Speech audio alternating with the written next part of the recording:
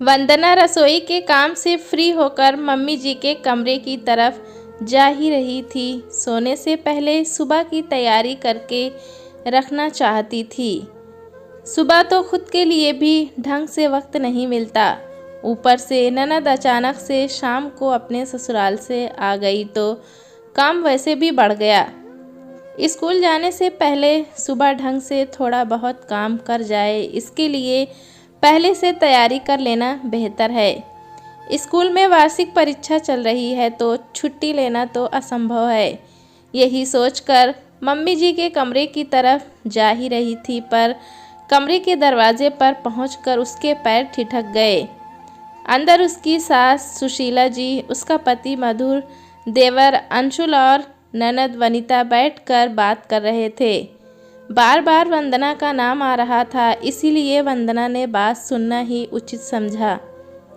भैया, मैंने सुना है कि भाभी के मायके में उनके पापा ने प्रॉपर्टी बेची है और उसका अच्छा खासा पैसा भी आया है। खुद उनके पापा मम्मी कितने अच्छे फ्लैट में रहने गए हैं, साथ ही अपने बड़े भाई के बेटे को भी रख रखा है, तो भाभी को भी तो पैसे मिले ही होंगे। वनिता की बात सुनकर मधुर बोला, अरे मुझे क्या पता, ना तो पापा जी ने कुछ बताया और ना ही वंदना ने। दोनों के दोनों बाप बेटी अंदर के अंदर ही सब कुछ कर लेते हैं, पर यहाँ दामाद की कोई इज्जत नहीं है। मुझे तो बताना भी ठीक नहीं समझते। अरे भैया, तो पता करो ना, ऐसे थोड़ी ना काम चलेगा। आखिर कितने पैसे आए हैं पता होगा, तभी तो अपना बजट बना पाएंगे। और इस बार मुझे बाइक लेनी ही लेनी है, चाहे कुछ भी हो जाए, अंशुल ने जिद करते हुए कहा। तो वनिता कहाँ पीछे रहती, वो भी अपनी फरमाइश करते हुए बोली, हाँ भैया, पता कर ही लो, मुझे भी इस बार सोने के कड़े तो चाहिए ही चाहिए। आप लोगों से तो इतना भी नहीं हुआ कि मुझे सोने के कड़े शादी में ही दे देते। जब मेरी देवरानी अपने मायके से आए हुए सोने के कड़े पहनती है तो मुझे सही में बहुत बुरा लगता है। ऐसा लगता है कि जैसे मुझे ही दिखा रही हो। तभी सुशीला जी भी बोली, तुम दोनों चुप करो, मुझे बात करने दो। देखो मधुर, पैसों की ज़रूरत इन दोनों को ही नहीं, मुझे भी है। मैं भी सोच रही हूँ कि इस मकान के ऊपर एक मंजिला और चढ़ा दूँ, ताकि कल को अंशुल की भी शादी हो तो परेशानी ना हो। अब हम लोग तुमसे नहीं कहेंगे तो किससे कहेंगे? बहू के पास पैसा रखा है और हम लोग परेशान हो रहे हैं। ये कोई बात होती है क्या? उल्टा जब पैसा हमारे पास हो तो हमें तो हमारे स्टैंडर्ड बढ़ाना चाहिए।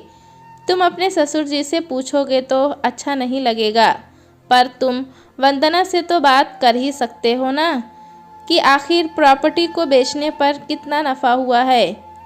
आखिर वो अपने माता पिता की एकलौती बेटी है। आज नहीं तो कल सब कुछ तुम्हारा ही तो होना है। उनकी प्रॉपर्टी पर तुम्हारा भी पूरा अधिकार है। मुझे तो यकीन नहीं होता कि वंदना ने तुम्हें अभी तक कुछ नहीं बताया, और वंदना के ताऊ जी के बेटे को क्यों रखा हुआ है। मधुर, संभल जा, नहीं तो मालूम पड़े तेरा हिस्सा वो तेरा साला ले उड़े। थोड़ी देर की खामोशी के बाद मधुर बोला, ठीक है माँ, मैं वंदना से बात करता हूँ। मैं भी सोच रहा हूँ कि ये नौकरी वोकरी छोड़कर खुद का बिजनेस ही शुरू कर लूँ। कब तक लोगों की जी हुजूरी करता रहूँगा। अब ज़रा बात करता हूँ कि कितने पैसे आए हैं, ताकि आगे की प्लानिंग कर सकूँ। वंदना ने उसके आगे कुछ नहीं सुना। वे उल्टे पैर वापस अपने कमरे में आ गई। उन लोगों की बातें याद कर उसका सिर दर्द से फटा जा रहा था। कितने लालची हैं ये लोग, जब देखो बहाना बनाकर उसके मायके से पैसा निकालने के लिए मुंह खोले बैठे रहते हैं, जैसे ये लोग कमाकर उसके मायके रख कर आए हैं। जबकि उसके मायके वालों को जब उसकी ज़रूरतें होती है तो ये लोग साथ भी नहीं खड़े होते। पिछले साल वनिता की शादी में भी पापा ने अपनी एफडी तुड़वाकर इन लोगों को कर्जा दिया था, जिसे तो ये लोग डकार गए। एक बार भी नहीं पूछा कि पापा जी आपको पैसों की ज़रूरत है या नहीं, लौटाने हैं या नहीं।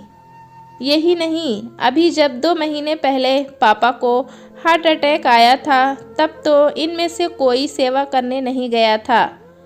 उसकी माँ की तो हिम्मत टूट चुकी थी।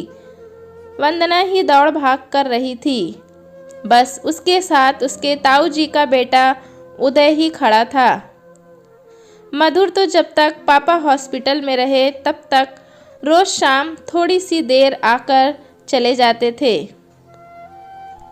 एक बार भी उसने ये पूछना मुनासिब नहीं समझा कि पैसों का बंदोबस्त कैसे हो पाया, जबकि वो अच्छी तरह जानता था कि उसके मायके वाले भी मध्यम वर्गीय परिवार के लोग हैं और प्रॉपर्टी के नाम पर उनके पास सिर्फ उनका मकान है जिसमें वो रहते हैं। उस समय तो वंदना और उदय ने उधार लेकर पापा का इलाज करवाया था, लेकिन पापा के इलाज होने के बाद पैसों को चुकाने के लिए अभी कुछ दिन पहले ही उन्होंने अपना मकान बेच दिया और बचे हुए पैसों में खुद के लिए फ्लैट लेकर उसमें रहने लगे। अब उसी बेचे हुए मकान के पैसे इन लोगों को नज़र आ रहे थे।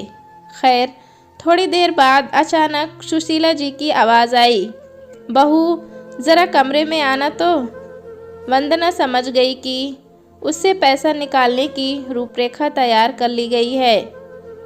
अब उसे बुलाया जा रहा है। वो उठकर सुशीला जी के कमरे में गई तो सुशीला जी की जगह मधुर ने कहा, वंदना, मैंने सुना है कि तुम्हारे पापा ने अपना मकान बेच दिया है और वो फ्लैट लेकर रह रहे हैं। साथ ही उदय को भी अपने पास ही रखा हुआ है। हाँ, अभी कुछ दिन पहले ही बेचा है। आखिर कर्जा चुकाना था। उनका कौन सा बेटा बैठा हुआ है जो उनके कर्जे चुकाएगा या उनकी बीमारी का इलाज करवाएगा। और रही बात उदय की, तो अभी पापा को अकेला नहीं छोड़ा जा सकता। हाँ, वो तो ठीक है, लेकिन कितने में बेचा? आखिर मैं दामाद हूँ। इतना हक तो मेरा भी बनता है कि मैं भी जानूँ कि पापा की प्रॉपर्टी बेच रहे हैं या कहीं फ्लैट ले रहे हैं। उनके पास कुछ बचा है या नहीं। अरे हाँ, आप तो दामाद हैं, आपका तो हक है सब कुछ जानने का। चलिए मैं बता ही देती हूँ आपको। पापा के इलाज में काफ़ी पैसा खर्च हो गया था, जो कर्ज लेकर के किया गया था। तो उस कर्जे को चुकाने के लिए उनके पास कुछ भी नहीं था, सिर्फ वो मकान था, इसीलिए उन्होंने उसे बेचा। पहले कर्जा चुकाया, बाद में खुद के रहने के लिए बंदोबस्त भी करना था, इसीलिए फ्लैट ले लिया। थोड़े बहुत पैसे बचे हैं जो मैंने उन्हीं के नाम से बैंक में डिपॉजिट कर दिए हैं। तुम्हें कुछ नहीं दिया? मैंने तो सुना है काफ़ी मुनाफा हुआ है। तुम तो बेटी हो ना उनकी, सुशीला जी ने बीच में ही कहा। अब क्या कर सकते हैं मम्मी जी, पैसा लेने का हक ही थोड़ी ना रखती है बेटियाँ। जिम्मेदारी भी कोई चीज़ होती है। अब जब जिम्मेदारी उदय निभा रहा है तो मैंने सोचा पैसे भी उसी को मिलने चाहिए, इसीलिए मैंने हक छोड़ दिया और पापा को कह दिया कि जो आपकी जिम्मेदारी निभाए ये फ्लैट भी उसी के नाम कर देना। कहकर वो अपने कमरे में जाने लगी तो मधुर ने कहा, अरे तुम ऐसा कैसे कर सकती हो? तुम्हें पता भी है वो उदय तुम्हारे बड़े पापा का बेटा है।